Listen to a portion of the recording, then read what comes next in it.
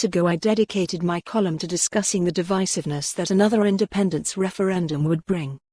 The result last week showed that although the SNP gained the majority of seats, they still did not receive the majority of votes.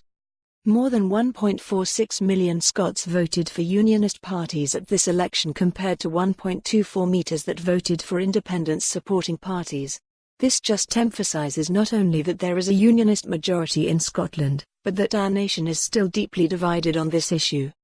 Therefore, the Prime Minister was right to reject Nicola Sturgeon's latest demands for another go at a referendum that Scots simply do not want. The result across the UK was altogether a positive one.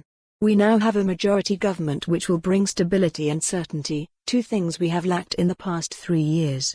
Many in Scotland will be breathing a sigh of relief that the constant bickering and arguing over Brexit will soon cease.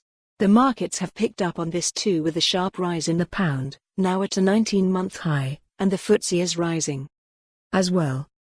Labour's demise across the country has been analysed to death at this point, which is quite ironic given the circumstances. Much like the SNP, they told voters that they would need to vote again on a once-in-a-generation issue, and they rightly showed Mr Corbyn the door. The promises of free unicorns to every household did not wash with voters who have seen this happen before. The British public, by and large, know the dangers that a far-left socialist government would bring, and no amount of scaremongering about our NHS being sold to Donald Trump could change that. In Scotland, we lost some great Scottish Conservative MPs. I have personally worked closely with one of them, Stephen Kerr, who will be a tremendous loss to the people of Stirling and to the House of Commons. I wish them all the very best for the future. My party will be sending 6 talented and hard-working MPs to Westminster, and I have no doubt that they will work incredibly hard for their communities and always stand up for Scotland's place in the United Kingdom.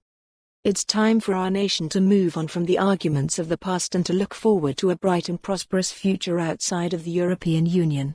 In the words of the Prime Minister, it's time for the healing to begin. For more on this story, visit the news article link.